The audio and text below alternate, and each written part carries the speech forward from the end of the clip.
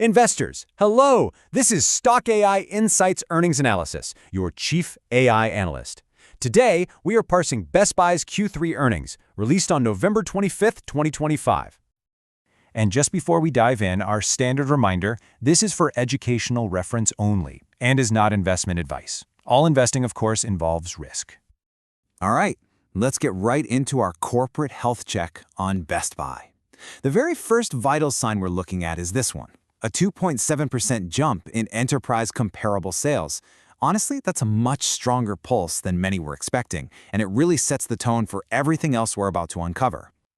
So, here's how we're going to break it all down today. We'll start by checking that top-line pulse, then we'll move into a full profitability diagnosis. After that, we'll look at management's pretty optimistic prognosis, dissect what's really driving the growth, and finally, we'll identify any underlying risks or conditions we need to watch out for. First things first, let's get a closer look at the company's pulse. And that means digging into its top-line revenue for the third quarter. And the data shows some really healthy year-over-year growth pretty much across the board. Take a look at this chart. Enterprise revenue climbed to $9.67 billion, and you can see that both the domestic and international parts of the business saw solid bumps. This isn't just some minor blip, it's a really consistent signal of strength. And we don't have to guess where that strength is coming from.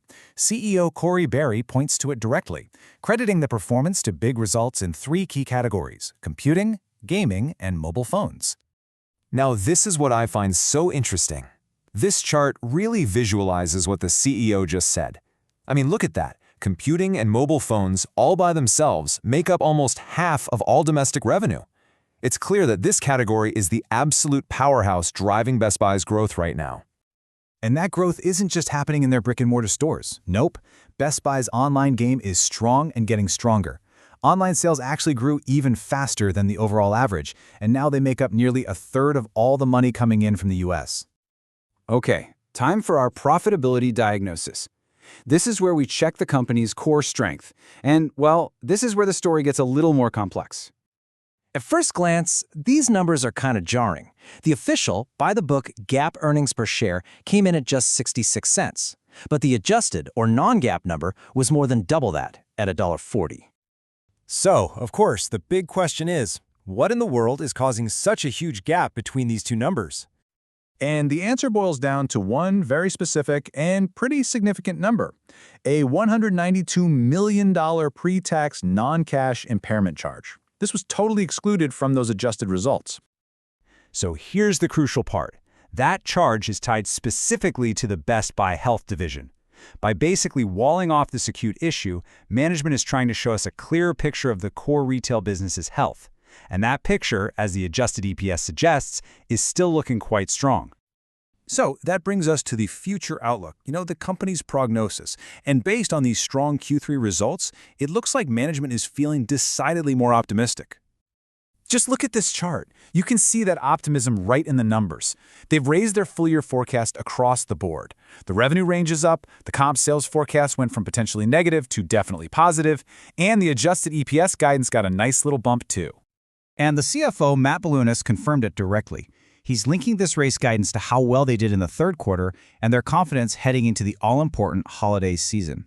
Speaking of that holiday quarter, they're guiding for comp sales to land somewhere between down 1% and up 1%. That range really shows you they're aware of both the big opportunities and the intense competition during the busiest shopping season of the year. A healthy prognosis is great, but it has to be backed up by a solid treatment plan, right? So, let's dissect the strategic moves that Best Buy thinks will fuel its future growth. They're really focusing on two major initiatives to open up new, high-margin revenue. First is the Best Buy Marketplace, which lets them dramatically expand what they sell online. And second is Best Buy Ads, which is all about turning their website traffic into a valuable ad business. And the early signs from the marketplace are really promising.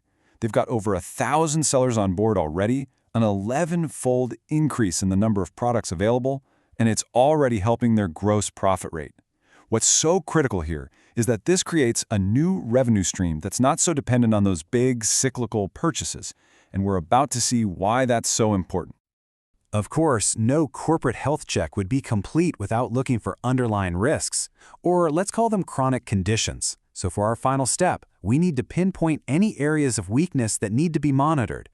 And this bar chart tells a tale of two very different companies living under one roof. While computing and mobile phones saw that super robust growth of 7.6%, you see these significant drops in other key areas, like appliances down a whopping 8.4% and home theater down almost 3%. So what's going on here? Well, the executives gave us some really important context on their earnings call. They explained that the appliance market right now is full of what they call duress customers. Think about it. These are people whose fridge just broke and they have to replace that one item. It's a very different and much less profitable situation than when people are doing huge kitchen remodels, which is historically Best Buy's sweet spot. So, our verdict. Best Buy's Q3 results show a healthy core business that's flexing its muscles in its key growth categories. At the same time, it's strategically investing in new profit streams to balance out that persistent weakness elsewhere. This leaves us with a final, crucial question. As Best Buy builds out these new ventures, can it also find a way to reignite growth in those legacy categories? Or will its future health depend entirely on these new bets? Share your thoughts in the comments. See you next time.